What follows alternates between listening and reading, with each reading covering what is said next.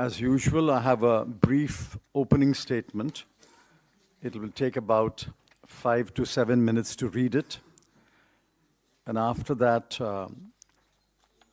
Dr.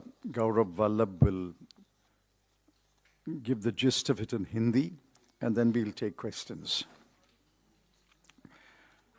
The budget for 2023-24 and the budget speech of the Honorable Finance Minister show how far this government is removed from the people and their concerns about life, livelihood, and the growing inequality between the rich and the poor.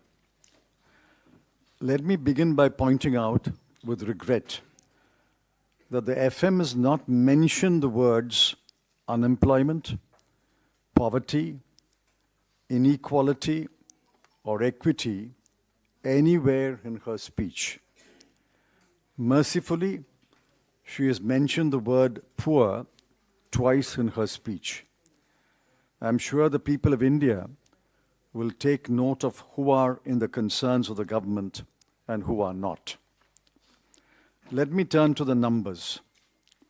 Last year, the government estimated the GDP for 2021-22 at rupees 232,14,703 crore, and assuming a nominal growth rate of 11.1%, projected the GDP for 22-23 at rupees 258 lakh crore.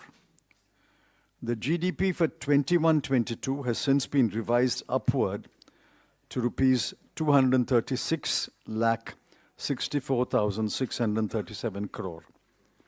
In today's budget papers, the GDP for 22-23 has been estimated at rupees 273 7 lakhs 751 crore, which yields a growth rate of 15.4%, much above the earlier estimate. Given these impressive numbers, real GDP ought to have grown in double digits. Yet the FM and the Economic Survey put the GDP growth at only 7% this year. Will the government explain? The claim of real GDP growth is on the face of lower capital expenditure. Please see the following numbers. In the current year, the BE and RE numbers, capital expenditure was budgeted at 7,50,246 crore. Revised estimate is lower at 7,28,274 crore. Grants for creation of capital assets was estimated at 3,17,643 crore. Revised is 3,25,588 crore. The effective capital expenditure was estimated at 10,67,889 crore, but revised downwards to 10,53,862 crore. Please note that both capital expenditure of the central government and the effective capital expenditure are lower than the budget estimates. So what drove growth in 22-23? We know that private investment is down, exports are down, and private consumption is stagnant. So how does the government explain the 7% growth in the current year? Besides, in 22-23, the growth rates in Q1 and Q2 have been estimated at 13.5% and 6.3% respectively. So we already have 9.9% growth in the first half of the year. If the whole year will only yield 7%, does that mean that Q3 and Q4 will record growth rates of only 4 to 4.5%? For the whole year, therefore, quarterly GDP growth rate is sliding. 13.5, down to 6.3, down to 4.2, and then eventually down to 4.0. There are other numbers which are disconcerting. The lesson to be drawn is that the government is not spending what was promised on key schemes. Now, I've given the numbers in the BE and the RE. Just look at the numbers. Agriculture and allied activities, 83,521 crore, down to 76,279 crore. PM Kisan, 68,000 crore to 60,000 crore. Education, 104,278 crore to 99,881 crore. Health, 86,606 crore to 76,351 crore. Social welfare, 51,780 crore to 46,502 crore. Urban development, 76,549 crore to 74,546 crore. This is shocking. Umbrella scheme for development of scheduled caste, 8,710 crore to 7,722 crore. Scheduled tribes, 4,111 crore to 3,874 crore. Minorities, 1,810 crore to only 530 crore. And other vulnerable groups, 1,931 crore to 1,921 crore. Now look at transfer to state.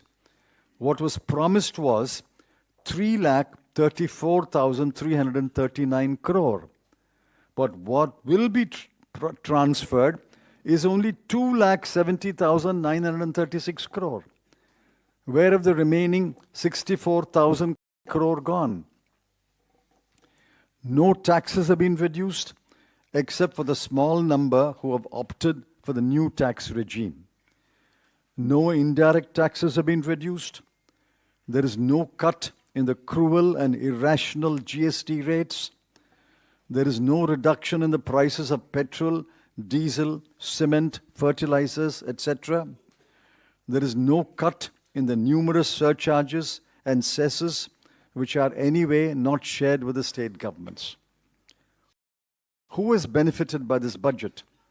Certainly not the poor, not the youth looking desperately for jobs, not those who have been laid off, not the bulk of the taxpayers, not the homemaker, not the thinking Indians who are shocked by the growing inequality, the rise of the number of billionaires, and the wealth being accumulated in the hands of the 1% of the population. And certainly not you. You have not benefited by this budget. This much is clear. The government is determined to push the fortunes of Gift City, Ahmedabad, at the cost of other commercial and financial centers. The government is also determined to push the new tax regime, for which there are few takers for a variety of reasons. Besides, making the new tax regime the default option is grossly unfair and will rob the ordinary taxpayer of the meager social security that he may get under the old tax regime. The Economic Survey listed all the headwinds that the world and India will face, but did not offer any solutions to face these headwinds. The budget speech did not even acknowledge the headwinds. The government is living in its own imaginary world. Three stark facts are acknowledged the world over. One, world growth and world trade will slow down significantly in 2023. For India, it will be 2023-24. Two, many advanced economies will go into a recession. Three, the global security situation, thanks to the Ukraine war and other brewing conflicts, will deteriorate. If all three materialized, what will the government do? What kind of burdens will that place on the people who are suffering owing to inflation and unemployment? There were no answers provided either in the Economic Survey or in the budget speech. This is a callous budget that has betrayed the hopes of the vast majority of the people.